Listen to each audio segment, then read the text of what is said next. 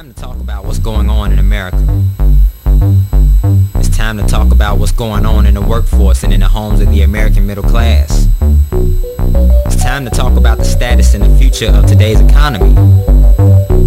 It's time to talk labor with your host, Jerry Williams Sr.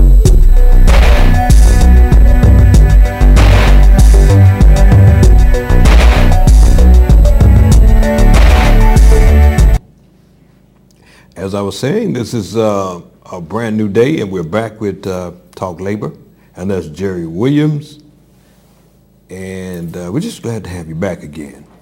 We are Study at the Top, and thanks to you all for your viewership and your interest in this show. You put us right at the top. Keep us there. Keep us there. That way I can feed my family. But no, it's been a pleasure, and what I always tell you, you got a megaphone here. When people don't hear what you're saying, guess what? We blast it out all over the world. We get a lot of calls back, and today, I promise you, we're going to get to some of those emails, and I won't leave here without it. But before we do that, you know what I always say. If you got something to say it. Don't be afraid to. This is where you talk. This is where you come to talk. This is called Talk Labor. We talk about labor issues. We talk about union issues. We talk about community issues. We talk about national issues. We talk about everything that affects labor and this country. Because, as I said before, if you see detrimental things happening, if it's happening to you and you keep your mouth shut and don't say anything about it, guess what? It can and will become a quiet injustice, and it will endanger you, your family, and everybody around you. I got information for you today that's going to show you what I mean about that. So what I want you to do is talk about it. That's what we're here for. Talk Labor. You can call in at 773-675-8506 if you want to talk about it. But I'm going to start off today talking about something that affects, all of us. We had recently a shooting in Cleveland of a couple. The young lady was about 18 years old, and a gentleman. And they were unarmed. Again, here we go. And you're talking about the protest that's going on there. Why don't you take a look at this clip number one. Why don't you take a look at this clip? And riot gear formed a line to confront protesters. The unrest follows a judge's ruling that white police officer Michael Brelow is not guilty in the deaths of an unarmed black couple after a chase. Timothy Russell and Melissa Williams were shot inside of their car, which was left riddled with bullet holes. I know that those officers were upset. Adrenaline was flowing. By the time they caught up to Tim and Melissa in that parking lot, they simply let them have it. Brelow remains on unpaid suspension. The city of Cleveland already paid out $3 million in a civil lawsuit settlement with the victim's family.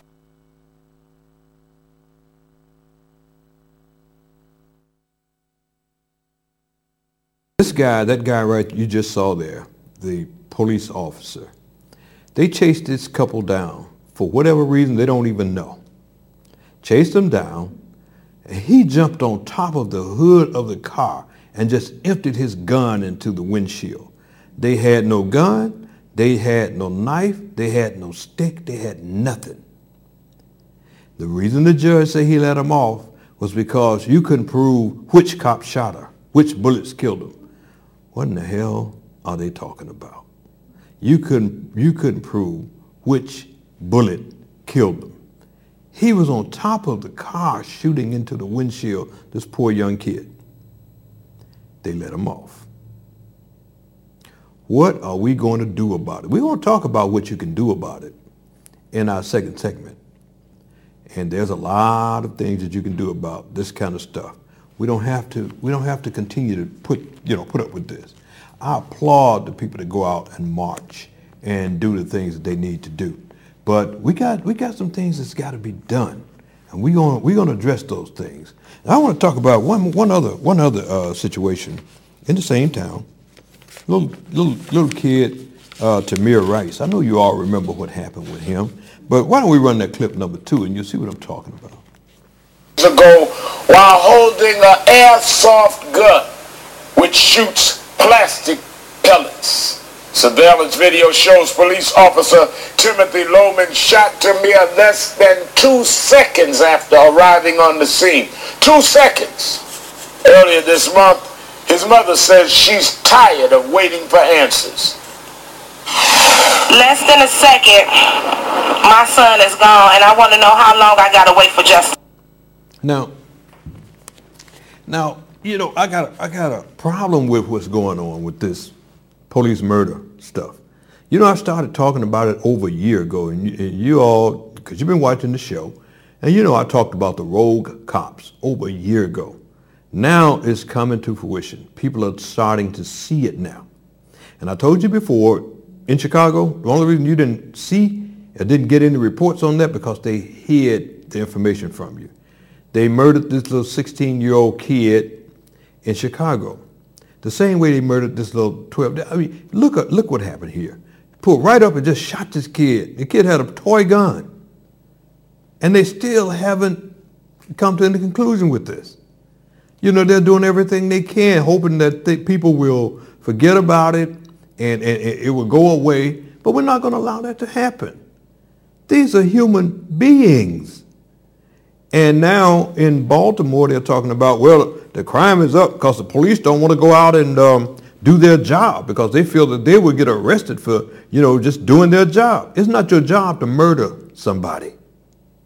It's not your job to go and put a young man, break his spine.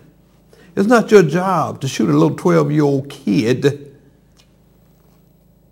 with a toy gun and walk away and say, oh, well, his fault. He shouldn't have had a toy gun. It's not your job. So when you got bad cops, you can't sweep these bad cops up and charge them with whatever it is that they did. Then I got problems with that. We, not just me, the country have problems with that. And I'm not just talking about African-American people. I'm talking about white. I'm talking about Hispanic. I'm talking about African-Americans. Everybody's got a problem with that. And I applaud Baltimore. Keep doing what you're doing. If these cops don't want to do their job, fire them and hire some more. Fire them and hire some more. They shouldn't be on the force anyway. If they think that they have a right to murder people and shouldn't be in check when they murder people, fire them and hire people that will do the job. So that's some of the things that is going on in this country right now. You have a case where they claim that these guys were about to go over and join ISIS and cut some people's heads off. I'm kind of questioning that. You know, I told you before, I think that the people over there that call themselves ISIS or whatever are nothing but murdering pigs. Anytime they cut people's head off and do stuff that I've seen with my own eyes, they're not fit to be here. But let's don't just take anybody, FBI. You guys have been pretty straight up. Let's just don't take anybody and shoot them down like a dog and say that they had a knife and we had to kill them. What is wrong with maybe shooting a guy in the leg? I bet you if you shot him in the leg, he couldn't have walked up on you with that knife. Do you think? So sometimes you have to think about this. Press, tell the truth. I don't know what happened with these guys, but I listened to the family. And the young man's mother said if he was not a Muslim, he would be alive today. That's what she said. If he wasn't a Muslim, he'd be alive today. I don't know what the facts are in that case, but it just sounds a little weak to me. He had a knife. We were bagging up. We told him to put it down, and he didn't put it down. He started coming toward us, so we shot him and killed him. How about shooting him in the leg? You know, two of you all had guns. I bet y'all could have, you wouldn't have missed his legs. But you see, if you shoot him in the leg, then he can talk. He can tell people what happened. Not that I'm accusing anybody of anything. Could be true. Everything that you said could be true. You know, just make sure it is. Make sure it is. But in this country with the, and I don't equate the FBI with these bad rogue cops. FBI has been doing a pretty good job. They have. You don't hear that kind of stuff out of the FBI. I don't want to link it up. Okay, but I am a little curious about that. But these rogue cops, these guys, I told you before, these guys are from Ku Klux Klansmen. The state's attorneys are Ku Klux Klansmen, not all of them, but some of them. And the judges, Ku Klux Klansmen. This is why they let them off. That's why you see this guy right here walk away. The judge, Ku Klux Klansman, saying that we couldn't tell whose bullet killed her. Now he jumps up on top of the hood of the car, starts shooting, and kills these two individuals, and who have families just like they do, who pay taxes to be protected by the police, just like everybody else does. He jumps up there like he thinks he's Rambo or somebody, and murders these people and go back and brag about it. I think he's a coward, because if he didn't have that gun, he would never jump up on the hood. He was a big, fat, little coward. And he thinks he has a right. Ku Klux Klansman, I'm going to say it again. I probably say it every other show. And we watched this Jerry Springer show, my wife and I, years ago. And they had a show talking to blacks and whites. And these guys were Ku Klux Klansmen, and a fight broke out in the studio. And after the fight, after they got everybody under control, these guys jumped up and said, these Klansmen said it. We don't worry about it. We're going to join the police force, and we're going to become politicians, and we're going to be able to kill these niggers legally. And I'm not saying that judge right there is a Klansman. Yes, he is. But my engineer said yes, he is. But there's a good possibility he could be, because they have infiltrated, and they feel that, well, hey, as many blacks and browns that we can murder, we can stop this population growth, where the minority becomes the majority. This is just my speculation. I'm not one of those theorists, but it just sounds like it could happen. And that's what's, in my opinion, that's what the heck is happening right now. But I'll tell you what we're going to do, though. We're going to stay on top of that. You're going to hear a segment on that just about every week. We're still monitoring and trying to keep up with what happened with Howard Morgan, the person that the cops tried to murder here. And I just take it upon myself to say that. Anytime you shoot a man 28 times, 17 times in the back, put him in a body bag, zip it up, take his ID and throw it away, and then tell the people at the hospital he's a John Doe, we don't know who he is. And the man survived all that. And then they turn around and put him in jail. The man put him in jail. Now, he's a former policeman himself. They put him in jail, and they haven't explained to me yet why. They gave some old unrealistic reason, but they haven't explained to me or the public, why did you all put him in jail after you found out that they tried to murder him and didn't? Why are these cops still walking the street? Some of those things got to be answered. We're going to stay on top of that, because the family is not going to let that rest. The family is not going to let that rest. I talked to a couple of family members recently, and they were telling me, oh, no, we're on top of it, and they're doing some things. And we said, whatever we can do, please allow us to do it. Please allow us to do it. Now, before we go to break, I lost someone dear to me, and that was my baby sister some time ago. And people ask me, Jerry, why do you wear that chain? Yeah, it's a nice chain, but why do you wear it all the time? Well, that happens to be my little baby sister. Her name was Linda. And when we were kids, she used to always try to follow me everywhere I go. Your little sister is trying to follow you, and I'll be trying to get rid of her because I'm with the boys. But she would find a way to get with me anyway. And even when she grew up, she tried to follow me. So what I do in tribute to her, I hang her around my neck. I let her follow me everywhere I go, now. And shout out to Linda. Say hello to the rest of the people up there where you are. And I think I'm going to make it up there. I'm working on it. I don't want to go downstairs, So I'm working on it. What we're going to do, we're going to take a break right now. And we got a lot of stuff to give you. And it's going to be some real good, juicy stuff. And it's stuff that you need to know. These are things that you need to know. And it's going to affect you. It's very important that you come back right after these commercials. We'll see you. Time doesn't matter to them. People talking to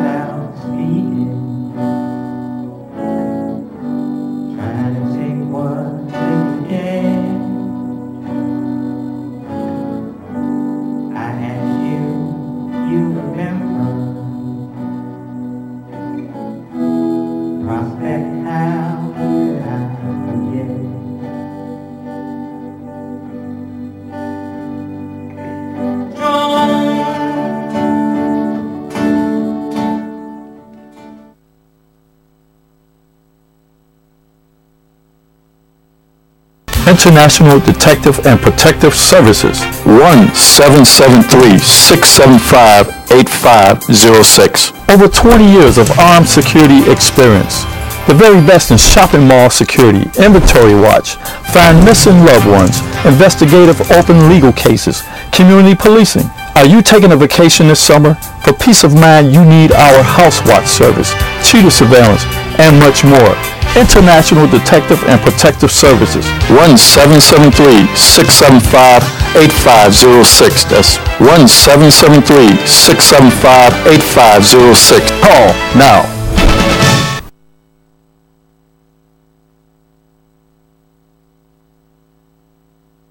Golden's Tropical World.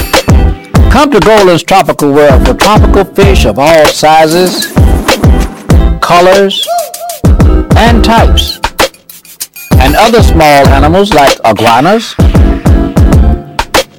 and birds from all over the world.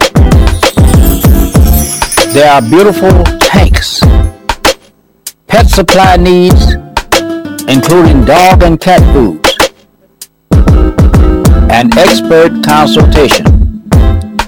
Check out Golden's Tropical World, 8611 South Ashland Avenue, Chicago, Illinois. Call ahead, 773-239-8809. Your Pet Shop.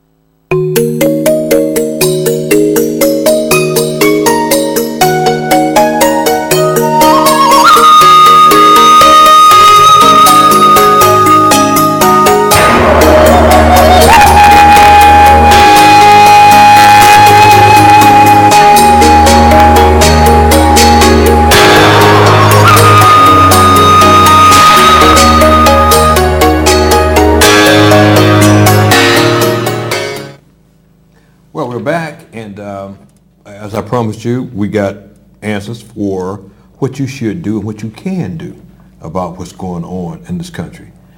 And you got to believe me when I tell you it can happen. People that know me know that I don't exaggerate about things like that. When they talk about taking on the big corporates and stuff like that, and you think you can't, yes you can. I'll give you an example.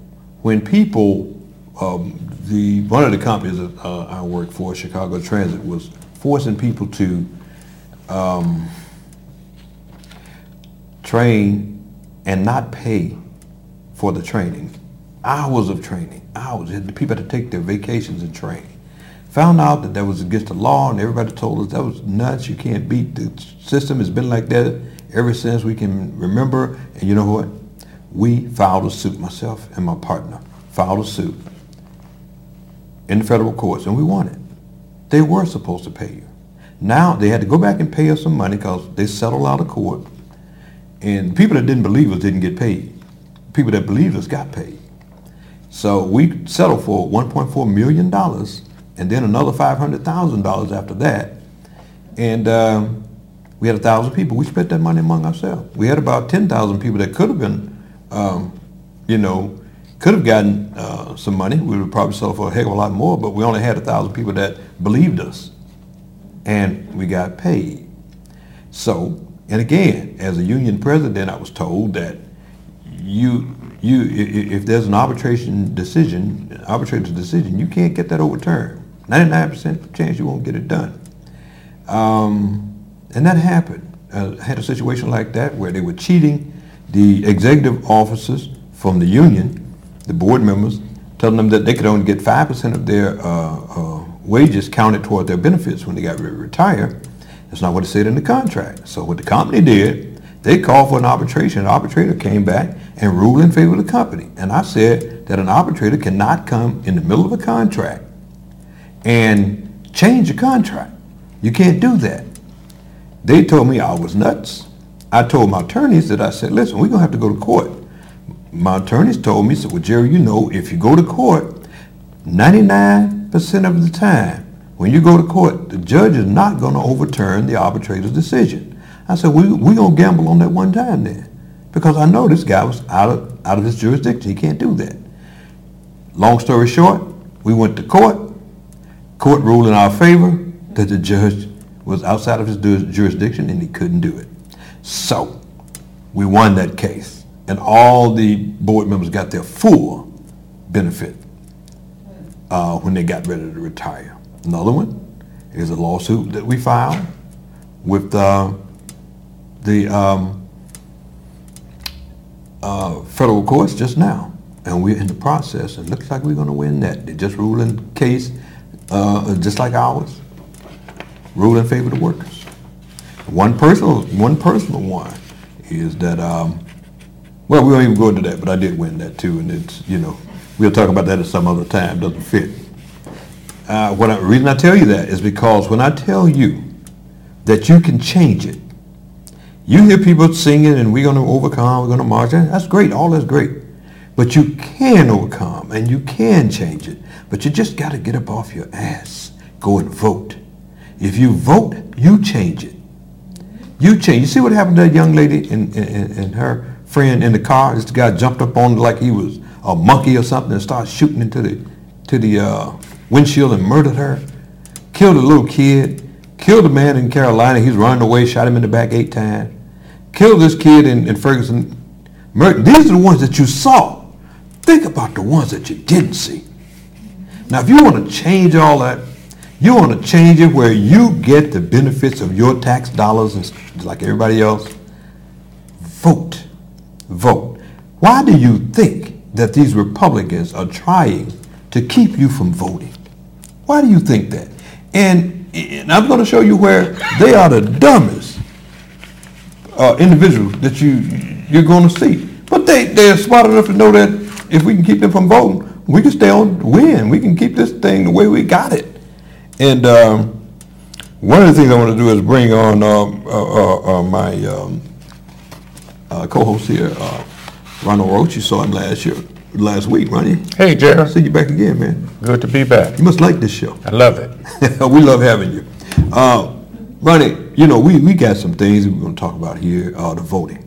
Okay. People got to understand how important it is to vote. Yes, they do. In Texas, they are doing everything they can to keep people from voting. Mm-hmm. They know that if people vote right now, between black and brown, they outnumber everybody else in Texas. Yes, they do. So if they vote, you know what time of day. In Texas, it's a super red state. Mm-hmm. But if they vote, guess what happens? All that'll change. All that change. I want to run a clip right now, clip number 3. Run that clip for us.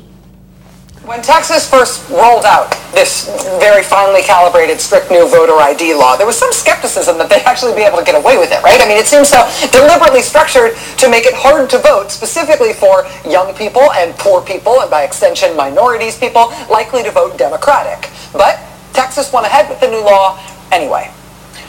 And Texas advocacy groups like the Campaign Legal Center have been trying ever since to explain in Texas and to explain around the country just exactly how bad it is, just exactly what Texas Republicans have done in terms of how hard they have made it for people to vote in that state. Watch this. My name is Abby Kamen, born and raised in Houston, Texas.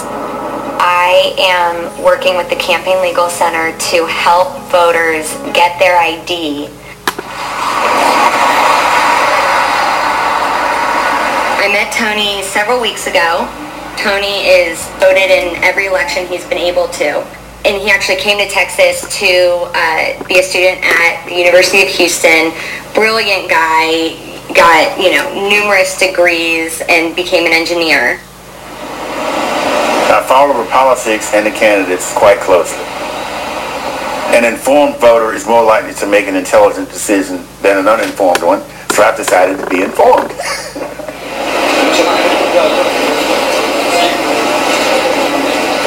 Unfortunately, because of the new law, Tony cannot vote because he cannot prove his identity at the polls. My state ID was expired, so I called the DPS, Department of Public Safety, and they told me that because my name was changed in 1964 that I could not get an ID. This is your ID card from DPS that expired. And then here's your current voter registration. When he was 14, his mother and father were formally married, so they decided to change his last name to his father's name. Ever since 1964, I've had this name, and there's been no problems until this DPS ID thing came up. You talk to them and, a birth certificate isn't good enough because your name changed. Mm-hmm. So we need a name change certificate. We have sent our attorneys from Campaign Legal Center down to the courthouse. Despite all of our efforts, they can't find the name change certificate. I mean, there's really no clear-cut answer as to what the next step is. The bureaucrats and the politicians are giving me hell, and I have done nothing wrong, and my family did nothing wrong. So I'm being punished without doing anything wrong. And I wonder, what kind of America is it that punishes people that did nothing wrong?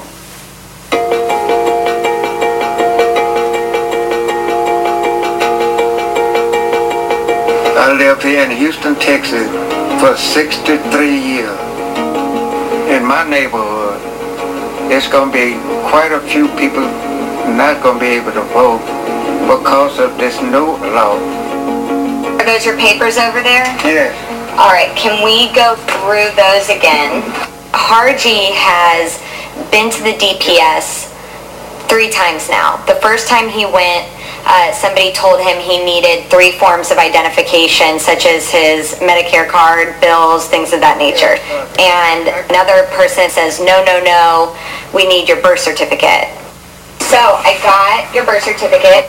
If we weren't here, would you be able to drive up to Huntsville by yourself? No, because I'm legally blind. He can't really get around.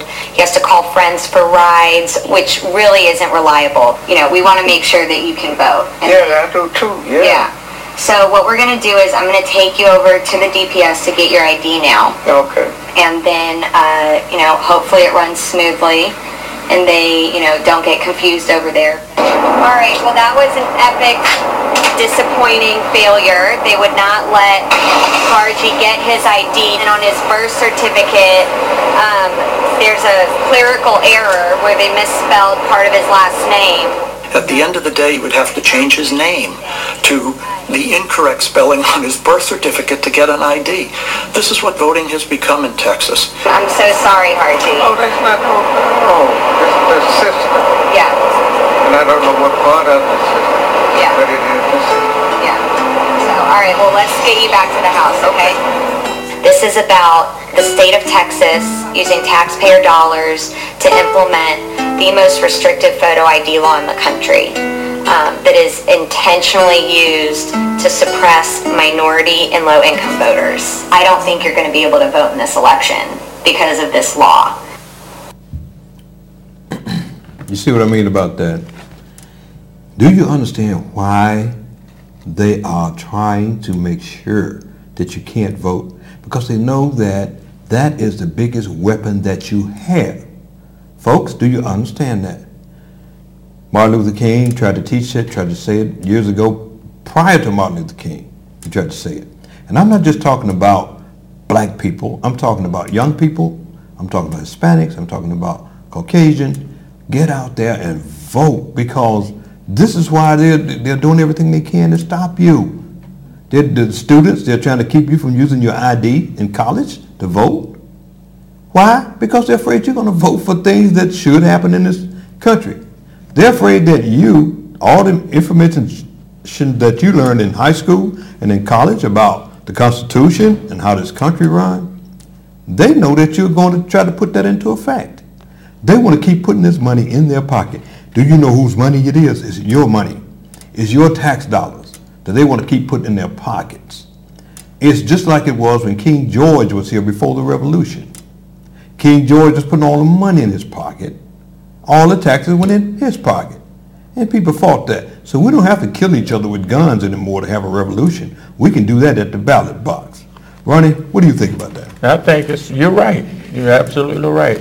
Because people are more aware now. Mm-hmm. You know, information highway is vast and long. It doesn't end. And when people didn't know, they could just tell them anything. Right. But people are learning better. They know, they see. They just don't accept anything the politicians or the powers that be say anymore. Right. They know that it's not right. Well, you got about, how many people do they have right now, and they haven't stopped yet, that's committed to run for president on the Republican ticket? 400 and how many? It's a lot. It's a lot. On the Republican ticket. How many? I think it's about 19. I thought it was 16. It might be 19. It's about 19. I know they got a bunch of people talking about they want to be president. Won't be president. I mean, from Donald Trump to Jimmy Bob to everybody. So they want to be the president. And they're actually jumping there putting their money in. I ain't getting back, and you can't run if you ain't got the backing. And people throwing a lot of money behind these people, man. So it is so serious, and and with the world the way it is today, and it's so serious till you got to have somebody with some brains, And Barack Obama has put the bar up so high to these other guys look silly trying to run for president, And I don't know where they plan to go with it, but I think that they are. I don't know any of that. All the ones that got their hat in the ring are silly. Right. Silly. Now, there are some Republicans. I thought this guy, Huntsman, I think his name. I can't remember his first name. John. I think it's John Huntsman. This guy, a Republican, he would have been a heck of a hard guy to beat because he knows what's going on. He's not into that far right garbage that they're doing with this teabaggers and being bought by the Koch brothers and all that stuff. What happened to him? Yeah, they ran him out. Oh. They ran him out because they said that he was too much. He knew too much. He was in the middle, and he said he cared about the people. He gave answers to the questions, so they kicked him out. Now they just got a bunch of nuts. They got a bunch of nuts. You ever notice, not just in these elections, but any election and any avenue that you go in, the person that has the greatest compassion for the people has the greatest opposition. Yes. But that's all about greed. Yeah. But when I say that these guys are nuts and they got a bunch of nutcakes, I'm going to give you an example. I can't give you all of them because it would take us 2 weeks to do that. But I'm going to give you one. I want you to take a look at this nut here. I think it's clip number 4. Give me clip number 4. Yeah, he was going to be such a terrible candidate.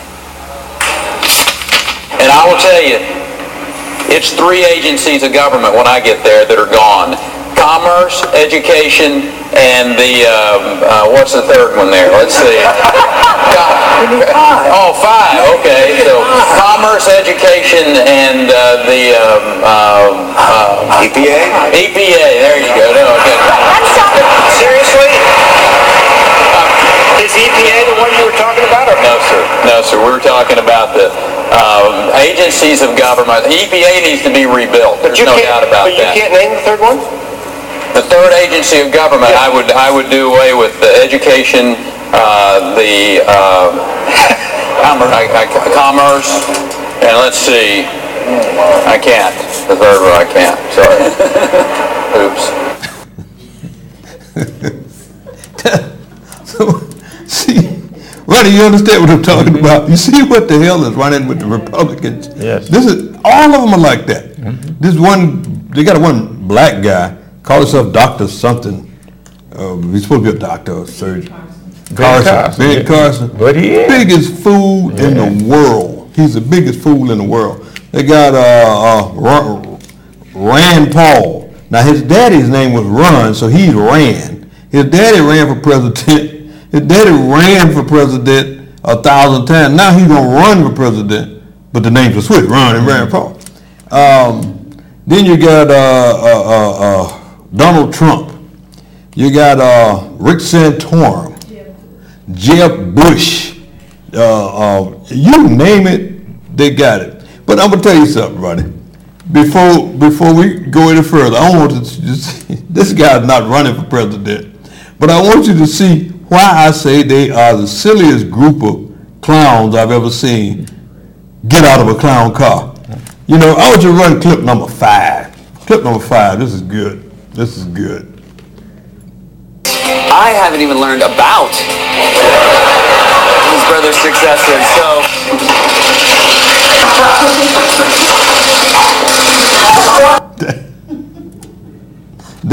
That guy there, you know, if he hadn't murdered so many people, he would be funny. But, you know, what he did to people in Iraq and our kids over there in the war that they had over there and killing over 4,000. 9/11, you know, he used 9/11 to accomplish some of the greedy things that they wanted to do. A lot of people think that they had something to do with 9/11. Yeah. But, you know, I'm not going to go that far because I don't know and I like to report facts. But, because this is not Fox. Right. We're nothing like Fox. But this guy here and the Republicans, this is no joke. And it's about your livelihood. They want to try to squeeze everything out of you. You got a guy in this state by the name of Bruce Rauner, who's the governor of Illinois. He wants to come over and try to ride roughshod over here, but he's not finding it very easy to do. And we're going to keep a foot on him. But, you know, so what do you think about these guys running for president? These 19 or 16 or 19 Republicans that declare. You know, really what I think about it? Nothing. You know, it's a no-brainer. They have so much, like before, the one that couldn't open the door. Yeah. You know, you think he wasn't elected. You know, he wasn't elected. He was appointed by the Supreme Court if you were the last election. He wasn't. They was determined by any means necessary. So they brought in the Supreme Court to decide. They appointed him. He was not elected. So you know that's true. Yeah. You know that's true. So they think people are stupid. You know. And they think that they can put commercials on the air. Yes. To make you think that you are a giraffe, you're not a human being. That's right. You know, this is the way they do. But we're a lot more intelligent than that. Thank goodness for social media. That's right. Man, you know, I never thought that this social media would play such an intricate role in lives of people, but thank goodness for it. You know, now they got to own up to what they're doing, and you can't lie to us. You know, in the past, they could tell a lie. Nobody heard them say it. Nobody had a film on it. So they just said, I didn't say that. I did not say it. Now they'll lie now and say, well, I didn't really say that. Like Rick Santorum, he said, yeah, and these black people with food stamps, he asked about, I didn't say black, you asked him about it. He said, I didn't say black people, I said blah people. I said blah people. Well, damn, what's a blah people? Go back and look at, folks, I'm not exaggerating. Google it up. That was Rick Santorum. And Rick Santorum and blah people. You see what I'm talking about. You don't want to make blah this is good. He don't want to make blah people lives easy. You know, I don't want to make blah people lives easy. You know, and this thing about black people wanting food stamps, now that's a myth. Yes, it is. Black people work harder than anybody in this country. Yes, as a matter of fact, it was black people that built the White House. Yes, sir. While that big, what do you call them back then? The slave people was sitting on their duffs Who was doing the work? Black people. How much were they getting paid? Zero. Just enough to eat and go back and do it again. That's right. So black people have been working all their lives. So damn it, don't ever come to me telling me about a black person not wanting to work. They That's had a bunch all of the crap. skills. Yeah. They had all the skills because the slave owners didn't work. They didn't have to have those skills. All they needed was a whip. Yeah. You're right. You're right about that. And that's what, with the, that's what really caused the Civil War, is the North was saying, wait a minute, you're getting all this free labor and you're cheating us out of, because we got to pay our people up here, and you shouldn't be getting that free labor. These people should be free. So it ended up, in a nutshell, they ended up freeing the slaves, and you got to pay. Now they're doing the same thing. They're trying to do the same thing on a more sophisticated level. They are. They're trying to shift. Yes, they are. Are they right? Yes, they're they trying are. to shift the jobs back to the South, so that they can pay them less wages, and sell the garbage, sell the stuff back to us once they get it. And then you know where I found that information. Yes, I do. Where did I find that? The Earth Shall Rise, in a book called The North Shall Rise. Yes. A book called The North Shall Rise. Yeah. It talks about how they take 50% of what we send to the government and send it to the South. And this came up under Truman or Roosevelt, where they were funding the North. Yeah. And they were funding the South with the Northern tax dollars. South was suffering because they wasn't doing anything. They wasn't making any products, and they wasn't doing anything. But when Roosevelt wanted to do the New Deal, then he had to compromise, and the compromise was, well, we'll subsidize you guys because you're not making any money. Right. Like Illinois, for every tax dollar we send to the government, we only get 70 cents back. 70 cents. The other 30 cents goes to the southern states. That's right. These same red states is crying about blacks want something for nothing, or these people want to sit on their dubs. Look who's doing that. But keep in mind, folks, y'all got to keep in mind, this is your tax dollar. I'm talking black and white. I'm talking Republican and Democrat. That's right. These are your tax dollars. You don't put these guys in there because they say, you know what, I'm white and those guys are black, and I'm South and those guys are North, so let us screw your money up. No, make them do it, Roach. But you're going to suffer just like me, even though they try to make it seem like we're the problem. But we can't be the problem. See, first they blame it on affirmative action, say we was getting all the jobs, but we still are not there yet. Then they say it's because of welfare, but we can't have it both ways. We can't have all the jobs and get all the welfare too. But nobody ever looks at the fact that 46% of the federal budget goes to the military. Right. Only 1% of the federal budget goes for welfare. Well, actually, let's back it up. Welfare.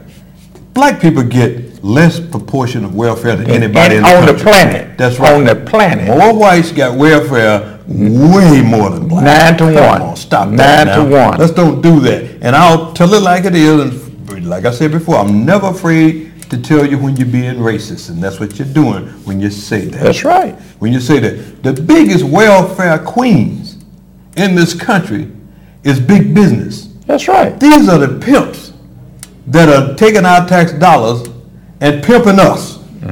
So we got to stop that. We got to stop that. They don't like it, but we're going to stop it. Now, before we go to commercial, I promise, members, we're going to answer some of the questions off of the Gmail, but I'll tell you what we're going to do. We're going to take a break, and we're going to come right back, and we're going to answer those questions. Some of those questions, anyway. We'll be right back.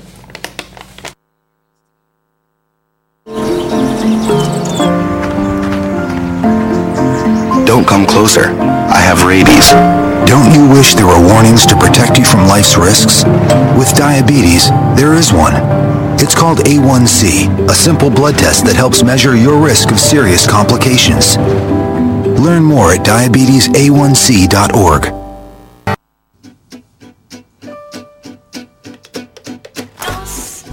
Balance, suis la cadence, on lève bien tes hanches, au bal du dimanche.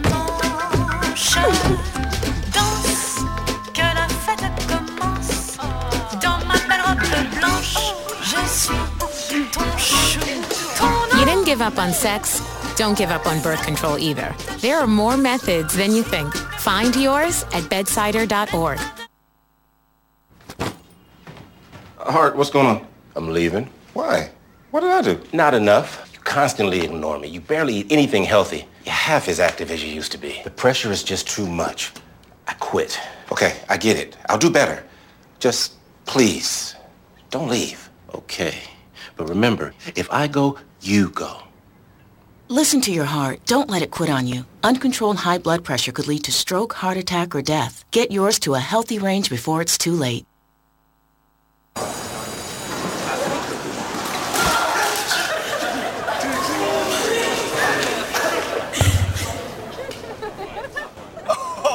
That's slow. That's slow and below. Look, he's watching.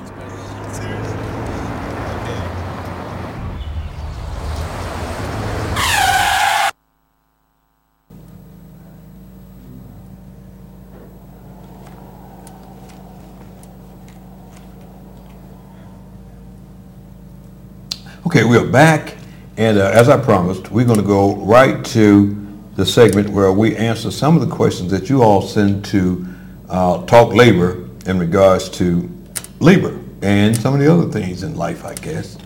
Ronnie Roach pulled off a few questions from the email. And Ronnie, why don't you just ask those questions and I'll see if we can answer, see if I can answer them. Okay, first question. It's from Ms. Belkey. I just saw the show about the healthcare trust lawsuit. First, I wanted to thank everyone who filed and assisted with the lawsuit. I also want to ask, since I became full-time at CTA in 1999, how does the lawsuit cover me, and did only the pensioners win the portion of the lawsuit, or did the people hired prior to 2001 also win? Okay, let me answer the last one first. The pensioners did get a ruling from the appellate court that ruled in our favor, but CTA then challenged that, so we went to the Supreme Court with it. We just had that argument in May 14th. And as far as you were hired in 1999, Belkey, it does affect you too, because you're paying a healthcare trust that you should not be paying. None of you should be paying that healthcare trust. It was against the law to do that. And that's why we took your case, which is the active members case. The appellate court ruled that you all were right in what you were saying. They said that we were right in what we were saying, that you all shouldn't be doing it. But what they said was that the union should have filed a case for you. That the union should have filed it, and that we didn't have a right to file it for you. And when we asked them, well, you know, the union was part of it. And the appellate court judges said, well, they should have sued the union. But we still felt that we have a right to file a case for you, because in the Constitution it said that only the individuals can change that. Only the individuals can change it. No entity can change it. So we solicited to take your case to the Supreme Court, and the Supreme Court accepted it. And they had oral arguments on that on May 14th. And we're waiting for the ruling from the judges now. We feel real good about it, but we can't say, and I don't want to say, that they're going to rule in any particular way. We do feel that they're going to do it. In the pensioners case, we feel very good because they ruled on a case identical to ours, and they ruled that you got to reimburse that money to the pensioner. On your case, they ruled identical to your case, not 2 or 3 weeks ago, for everybody in the state. They ruled in favor of the workers.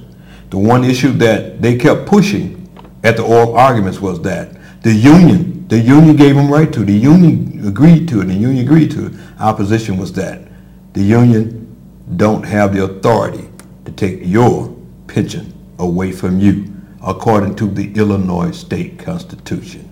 That's where we're at. We're waiting for the ruling right now. Okay? Long answer, but that's the right answer.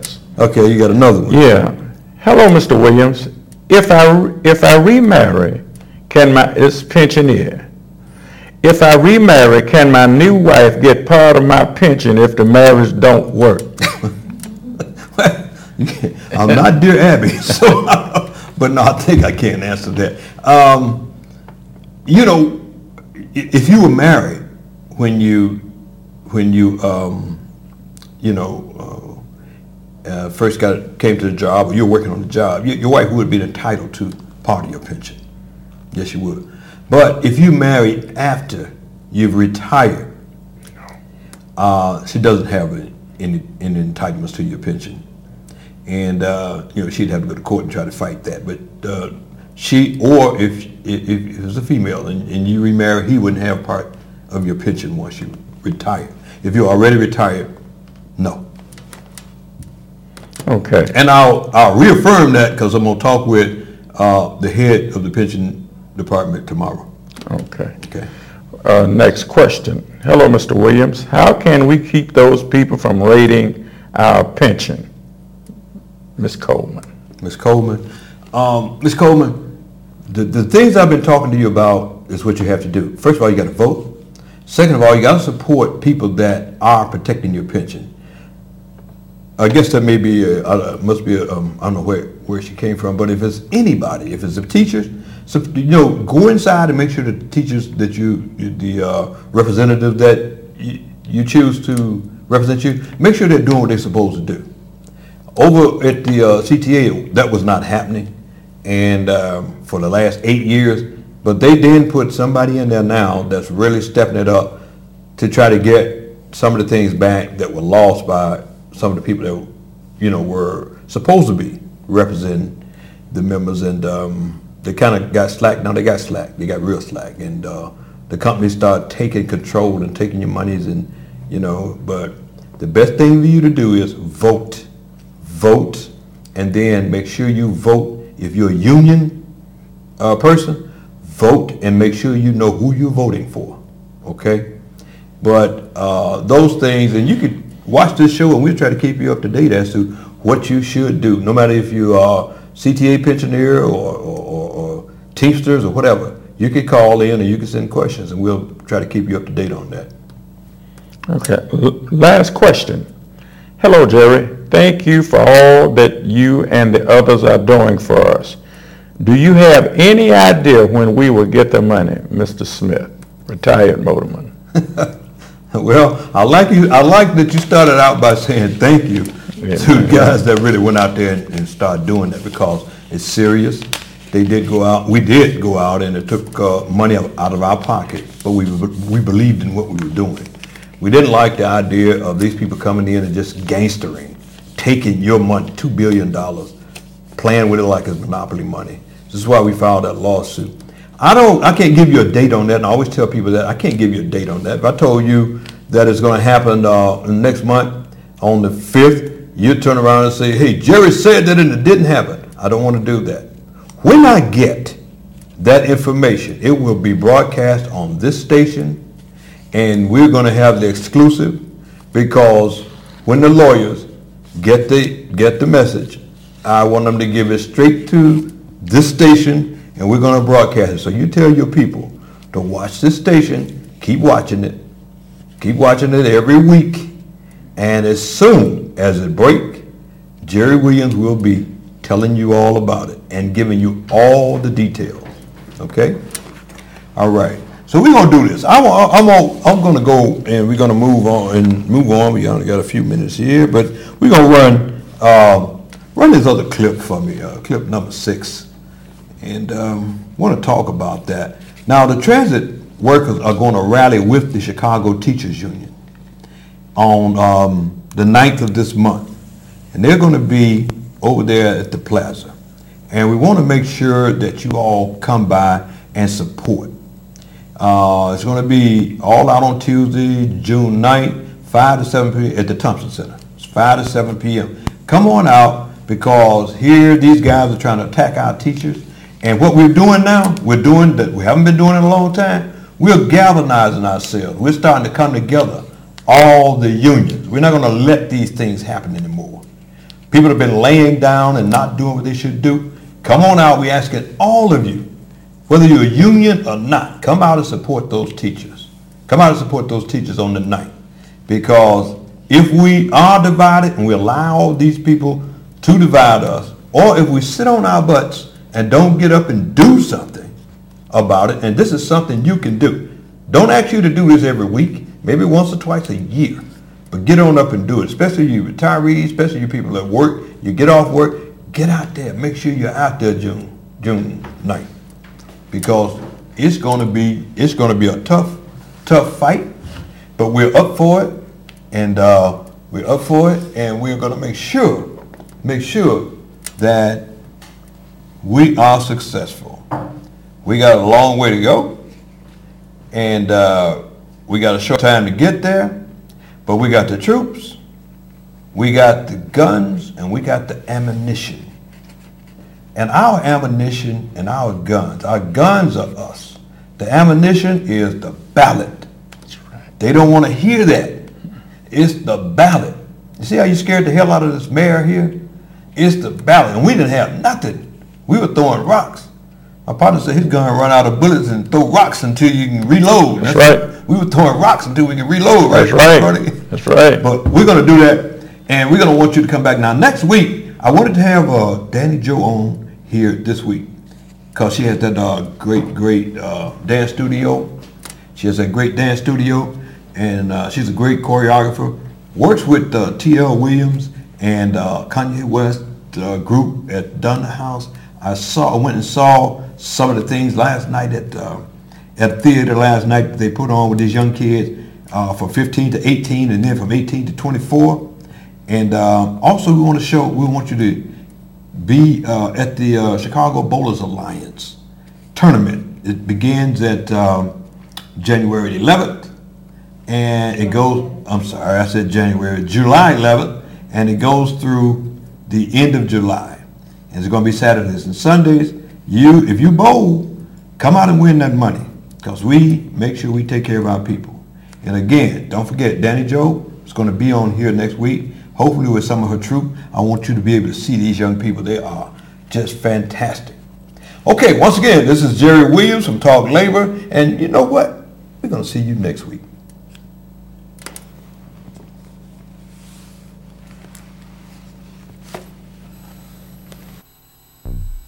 It's time to talk about what's going on in America.